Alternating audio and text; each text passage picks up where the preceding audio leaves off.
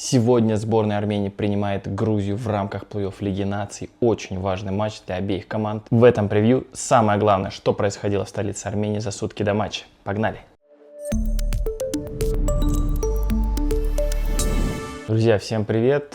Кто, может быть, не видел мои выпуски еще, меня зовут Саша, я рассказываю про сборную Грузии уже, наверное, почти год.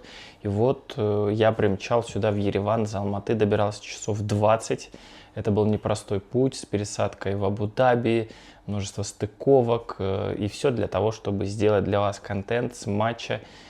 Самая свежая информация по максимуму. Поэтому, друзья, подписывайтесь на канал.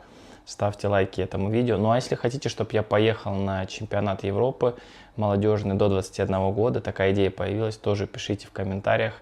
Я организую сбор средств, и если у нас получится собрать нужную сумму, то я обязательно летом отправлюсь в Словакию, чтобы для вас освещать матчи молодежного чемпионата Европы.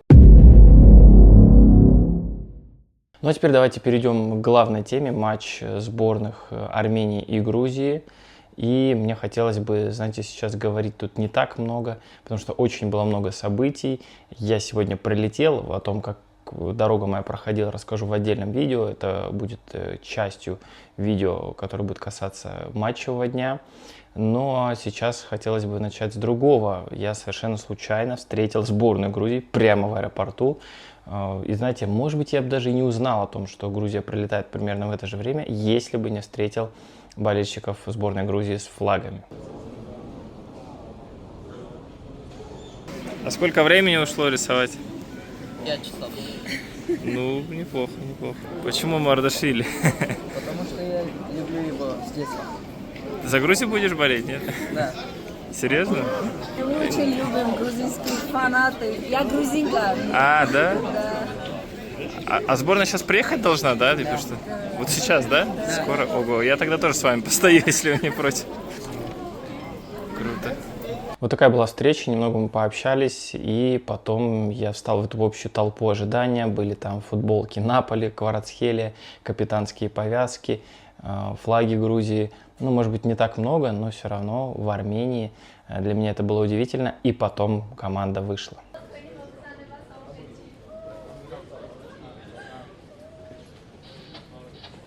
Георгий.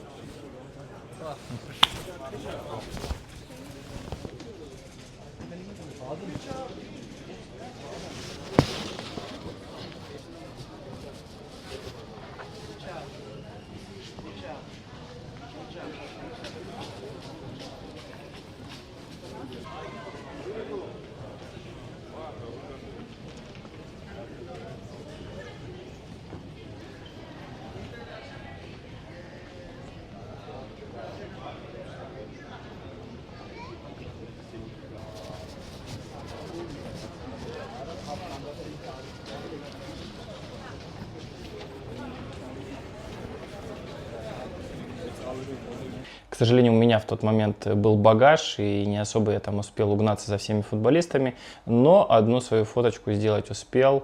Ну и, конечно же, с Георгием Заря тоже успел поздороваться. Ну а потом команда отправилась в отель, и я уже ждал свое такси. В Ереване была дождливая погода, и, в общем-то, выходить куда-то особо настроения не было. Но, конечно же, я специально для вас подготовил нарезку того, что происходило на пресс-конференции. Самые интересные моменты вашему вниманию. Давайте начнем, конечно же, со сборной Грузии и слов Вилли Саньоли. Это считается дерби, и в таких играх нет и явного фаворита. Будет тяжело для обеих команд, для Армении и для нас. Завтра игра в Армении, и даже с новым тренером ожидается мощная поддержка фанатов.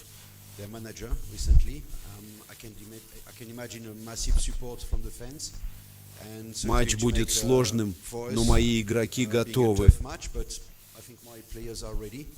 Они готовы бороться и показать хороший футбол.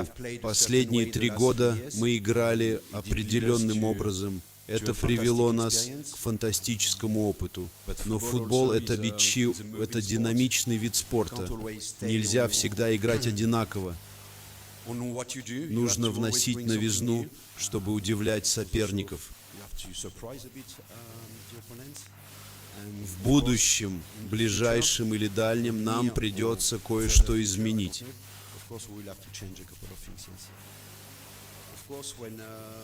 Без Куары сложно играть в том же стиле.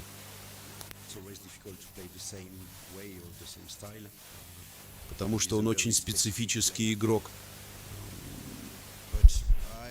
Как я уже говорил, кто бы ни играл, для меня важнее всего то, как команда выступает вместе. Что мы делаем с мячом и без него. Потому что с этого начинается футбол. И, возможно, в октябре-ноябре мы немного это потеряли. Знаете, этот командный дух, организацию, дисциплину. Поэтому для меня завтра главное, как мы начнем матч. Ведь сентябрь-октябрь – это всегда первые минуты игр. Мы не сразу были в форме. И завтра нужно это исправить. Думаю, у нас хорошие отношения с фанатами. Их поддержка помогает нам играть лучше. Они хотят, чтобы мы выкладывались на все 100. Они стараются прийти и ждут отдачи. Считаю, у нас сейчас здоровые отношения с фанатами. Рад снова увидеть их завтра здесь. Я добавлю, что Отар Гетаишвили, знаете, так открыто, уверенно заявил, что Армения будет обороняться, окопается на своей половине поля, и вот попробую ее взломать. Я бы так уверен не был. Хотя, учитывая то, что у голландца Ван Цхипа это первый матч вообще у руля сборной Армении, он вообще тренер сборной Армении, это буквально месяц. Долго искали тренера армянские функционеры, поэтому, наверное, ему главное будет не проиграть. Давайте послушаем, что сказал армянский тренер как раз-таки на предматчевой пресс-конференции, уже, которая была у сборной Армении. Мы знаем, что они сделали большой прогресс за последние годы. Когда я тренировал сборную Греции, мы уже играли с ними. Уже тогда это была растущая команда с удивительными талантами. С тех пор они сыграли на Евро, стали опытнее и знают, что делать. Наша команда пока отстает, нам нужно дорасти до их уровня. Грузия показала, что и малая страна может достичь больших успехов. К сожалению, с Мика Тадзе в Аяксе уже были проблемы до меня. Я давал ему играть, но не на его лучшие позиции из-за схемы с двумя форвардами. Так что, да, Мика Тадзе играл немного другую роль. Аякс получил хорошее предложение в зимнее трансферное окно, и он очень хотел вернуться во Францию. Думаю, для обоих это было хорошим решением. Рад, что он снова играет на своем уровне. Если позволите, что вас привлекло в предложении возглавить сборную Армении, прежде всего мне понравился проект, как в Греции. Учитывая это и переговоры с ФФА, идея сделать здесь то же самое привлекла меня. Мне повезло быть тут в 2019, когда мы играли с Грецией. Я уже знал об объектах Федерации футбола Армении в Академии. И уже тогда я был удивлен профессиональным подходом к тренировкам. Главная задача — подготовка к отбору на ЧМ, который стартует в сентябре. А сейчас, завтра и в воскресенье нужно показать лучший футбол и дать бой Грузии. Это краткосрочные цели. Долгосрочное — быть готовыми к отборочным матчам ЧМ в сентябре. Мое общее впечатление о грузинской команде — это зрелый коллектив. Они хорошо провели отборочный турнир. Но мы понимаем, что легко не будет.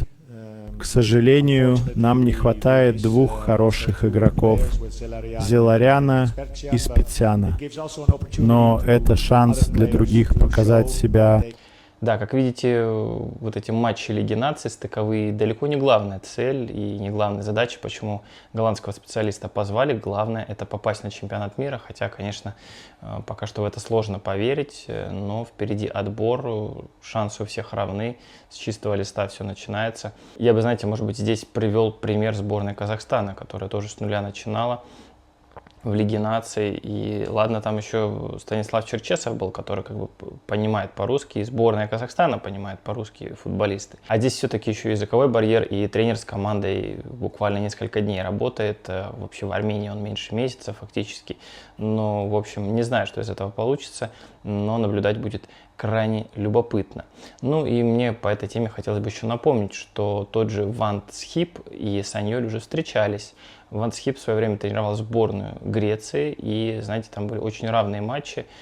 Любопытно, что в Грузии, несмотря на победу Греции со счетом 2-0, там вообще был 0-0, фактически нулевой матч, и в концовке 2 мяча было забито, грузины пропустили, и уже по таким стандартам шашки на голову все побежали забивать, пошли отыгрываться, и второй пропустили. Но матч в Греции закончился 1-1, и тут, видите, интересный факт, что Саньоль Ван Цхипа не обыгрывал. И как сложится на этот раз, посмотрим. Но в то же время у руля сборной Греции Ван Цхип играл и против Армении, правда, всего один матч, и там была тоже победа за ним со счетом 1-0. И если уж углубляться в такие противостояния, то еще один интересный факт, что вообще-то было всего 2 официальных матча между Арменией и Грузией, и Грузия в них ни разу не побеждала. Поэтому вот то, что мы считаем безусловным фаворитом Грузию, и много комментариев у меня на ютубе, у моего коллеги на ютубе, что вот сейчас Грузия выйдет и разнесет эту Армению 3-0, 3-1, 2-0 и так далее. И я бы все-таки так шапкозакидательски не относился к этой сборной. И я думаю, что вполне она может удивить. И знаете, кстати, в прошлом противостоянии Грузии и Армении, как раз таки в Грузии, когда выиграла Армения со счетом 2-1 на выезде, 2 голевых передачи отдал Тигран Барсигян, который вернулся в сборную спустя 1,5 года. Вот у него был конфликт с прошлым тренером. И сейчас, ну, в принципе, почему бы ему опять себя не проявить? Так вот, давайте пройдемся по составу сборной Грузии. Я думаю, что в воротах, очевидно, будет Мамардашвили. Звали Гагличидзе, Какабадзе. Хотя, знаете, Саньоль вот на пресс-конференции сказал, что нужно что-то новое выдумывать. Нельзя играть все время одним составом. Поэтому вдруг он в 2 центральных сыграет. Все возможно. Ну, если мы отталкиваемся от той классики, которая была, то я вижу такие варианты.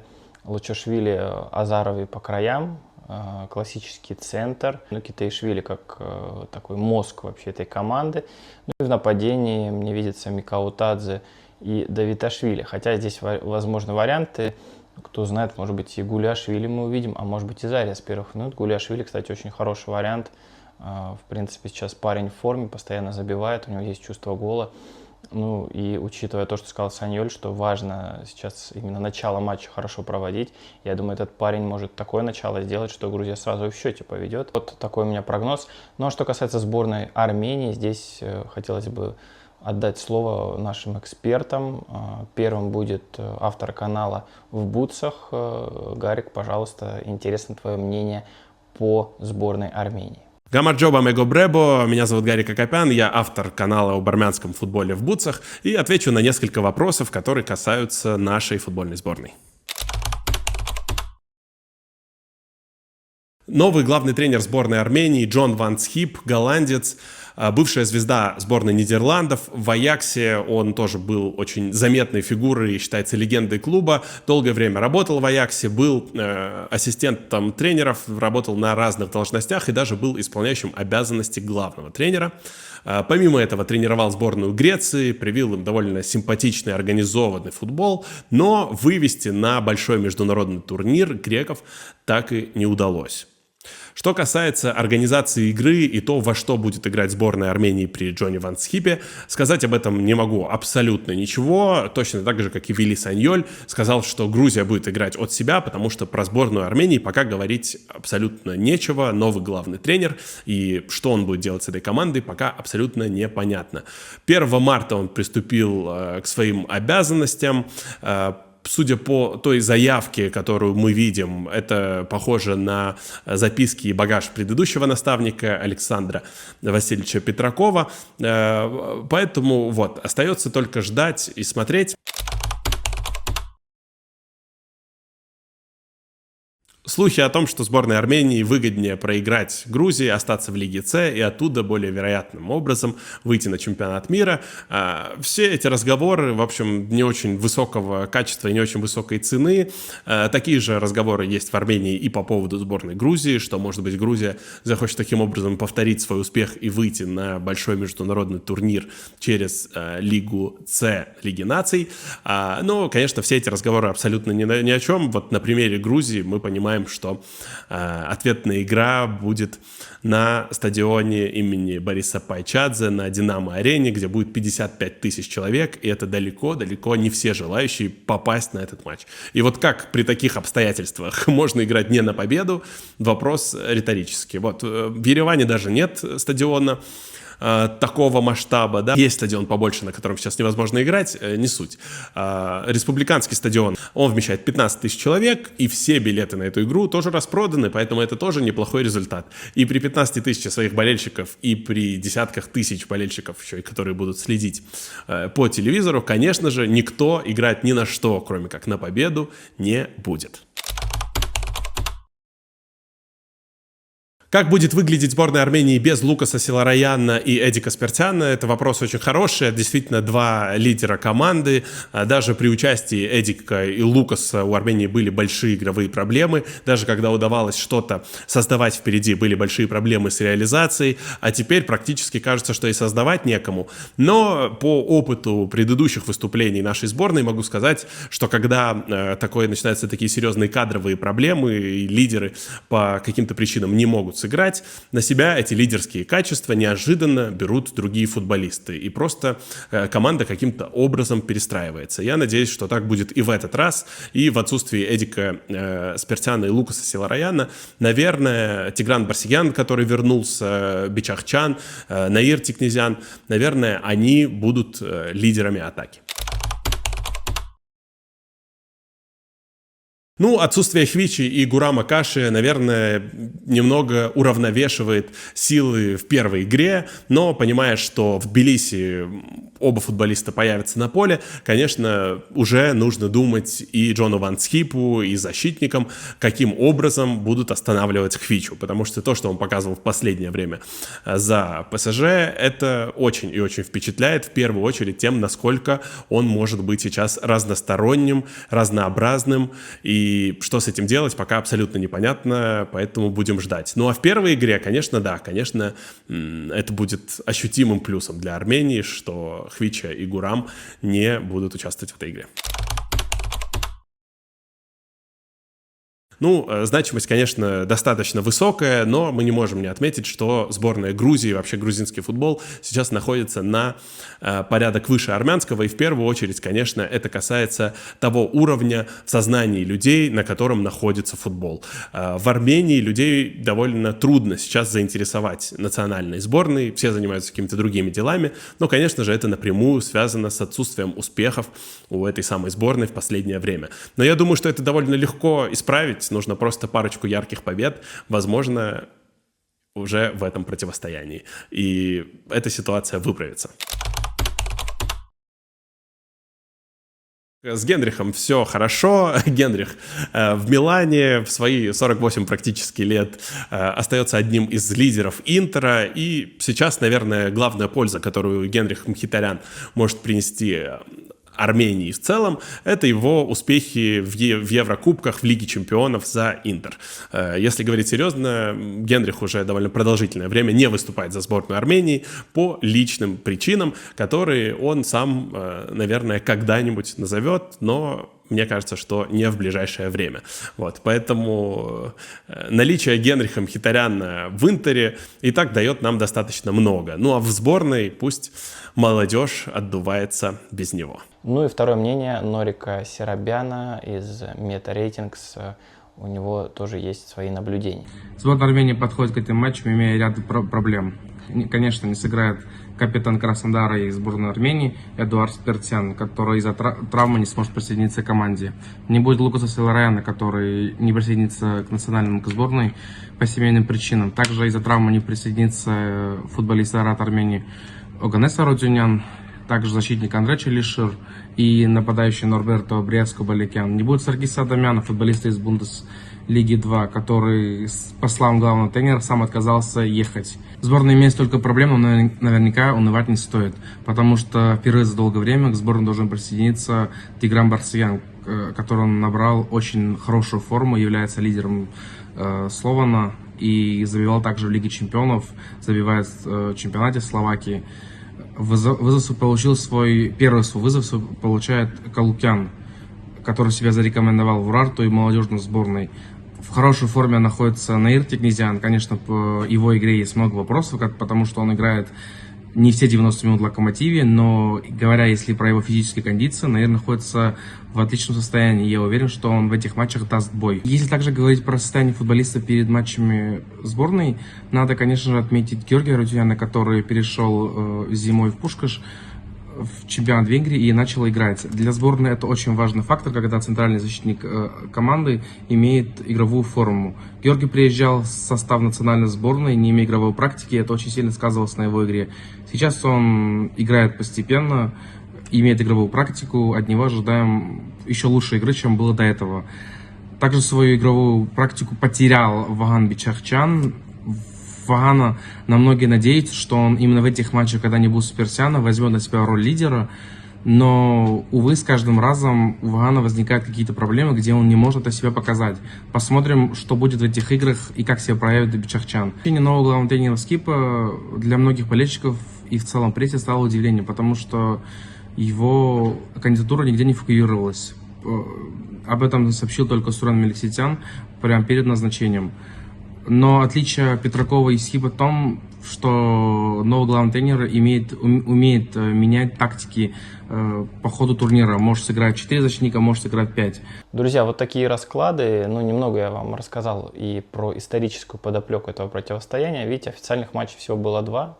Но посмотрите все противостояния Грузии и Армении. Конечно же, грузины вспоминают легендарный 7-0, которые были в товарищеском матче. Но было это очень давно. Если разобраться, то Грузия, в принципе, уже 15 лет не обыгрывала Армению, хотя было всего 2 матча. Но, тем не менее, такие вот интересные факты, о которых стоит задуматься. Ну вот вы слышали слова также Ван Схипа по поводу Микаутадзе, как будто бы никакой обиды нет. Я не знаю, есть ли какая-то обида у самого Микаутадзе за время в Аяксе, но я уверен, что мотивация забить у него будет, и я уверен, что Саньоль это понимает, и Микаутадзе 100% выпустит в старте. В общем, вот такие прогнозы. Больше вас задерживать не буду. Повторюсь, ставьте лайк, подписывайтесь на канал. Ну и обязательно смотрите уже в ночи, что было на стадионе в Ереване, как прошел матч, самые главные события от первого лица. Ну и совсем немного про мое путешествие, про аэропорт Абу-Даби и вообще, как этот трип случился. Надеюсь, что вам было интересно. До новых встреч и Сакартвелес Гаумар.